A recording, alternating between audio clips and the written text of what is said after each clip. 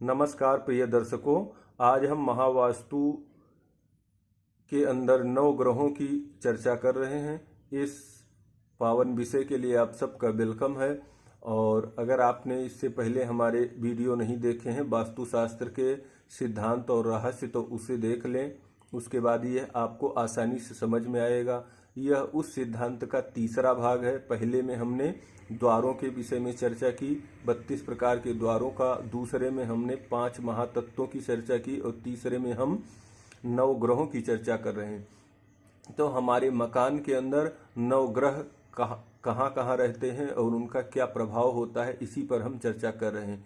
चूंकि इस तरह से आपको कहीं किसी भी ग्रंथ में, चाहे हम विश्वकर्मा प्रकाश पढ़ते हैं, मयमतम पढ़ते हैं या अन्य कोई वास्तु का ग्रंथ पढ़ते हैं, तो इस तरह से ग्रहों की स्थिति आपको कहीं नहीं मिलेगी। यह पूरी तरह से एक तरह से सार तत्व है, निचोड़ है। कई ग्रंथों को पढ़ने के बाद यह डिसाइड होता है।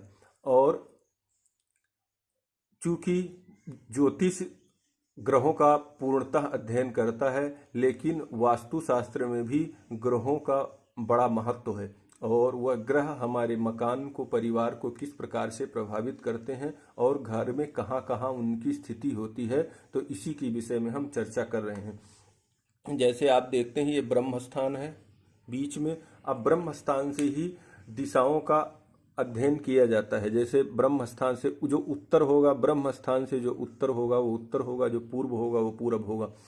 तो अब हम चर्चा करते हैं जैसे पूर्व दिशा।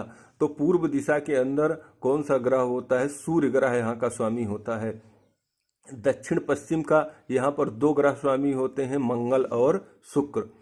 दक्षिण का मंगल स्वामी होता है, दक्षिण पश्चिम का शुक्र और राहु केतु यहाँ के स्वामी होते हैं, और पश्चिम का शनि महाराज स्वामी होते हैं। उत्तर पश्चिम का चंद्रमा होता है, उत्तर का बुध होता है, और उत्तर पूर्व ये बृहस्पति और चंद्रमा यहाँ पर 2 ग्रह होते हैं। लेकिन यहाँ पर बृहस्पति ज़्यादा प्रभावी होता है, और वैसे बृहस्पति ब्रह्म स्थान का भी स्वामी माना जाता है। तो अब इसीलिए जो उत्तर पूर्व एरिया होता है वह पूजा के लिए नियुक्त किया जाता है, क्योंकि बृहस्पति देवताओं के गुरु हैं, वो यहाँ के स्वामी हैं। चंद्रमा मन का कारक है, वो यहाँ प्रभावी होता है, इसलिए इस एरिया को पूजा के लिए सेलेक्ट किया जाता है। अब आपने ये तो समझ लिया कि इस पूरे घर में 9 ग्रह किस किस तरफ रहते हैं, लेकिन अभी एक उदाहरण से हम इनका प्रभाव को समझेंगे।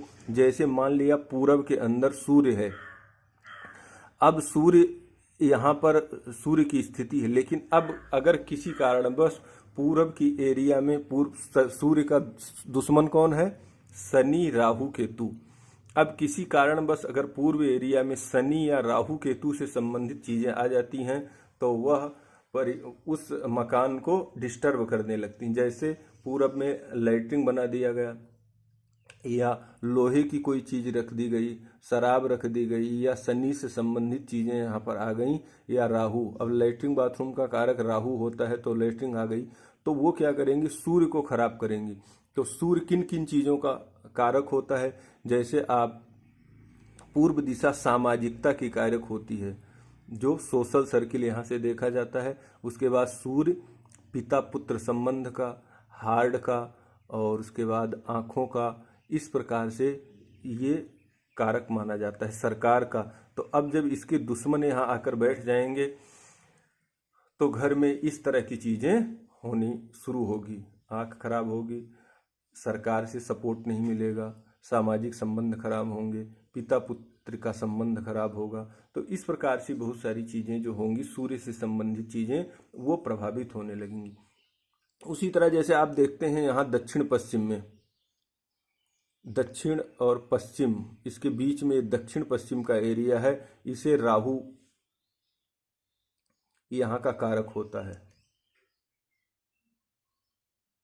जैसे ये है, तो दक्षिण पश्चिम के एरिया का राहु केतु कारक है।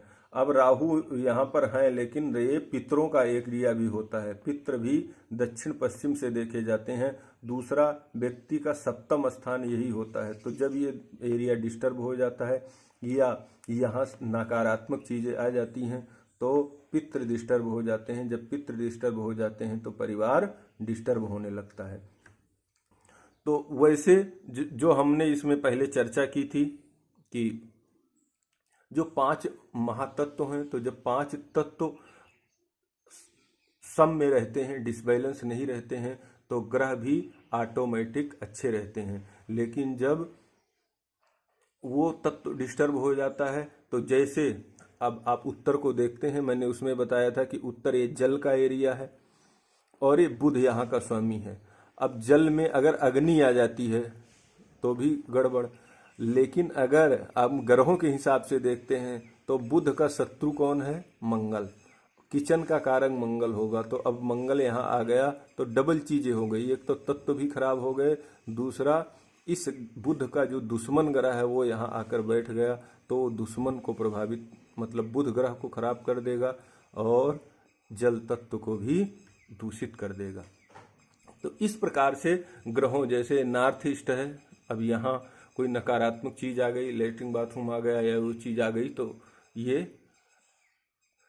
बृहस्पति डिस्टर्ब होगा तो व्यक्ति का वेट बढ़ जाएगा, उसकी बुद्धि में भ्रम उत्पन्न हो जाएगा, उसका दिमाग काम नहीं करेगा। इस प्रकार की चीजें घर के अंदर पैदा होती हैं। तो इसी प्रकार से पूरे मकान के अंदर ग्रहों के आधार पर ये अध्ययन किया जाता है कि कौन सा ग्रह कहाँ पर है और उसमें कौन सी चीज आएगी तो क्या प्रभाव करेगी। ये भी बहुत बड़ा विज्ञान है, तो इस विषय में आपको ज़्यादा उलझने की नहीं ज़रूरत नहीं है। बस आपको इतना जानना है कि ये ग्रह कौन कौन से कहाँ पर होते हैं और उसका अगर आप मकान बनाते हैं तो उन चीज़ों का ध्यान रखें, या अगर आपको परेशानियाँ आ रही हैं तो भी उसका आप करें। जैसे ये पश्चिम का एरिया है, अब पश्चिम के एरिया में अगर सूर्य से संबंधित चीज़ आ जाएगी तो क्या होगा?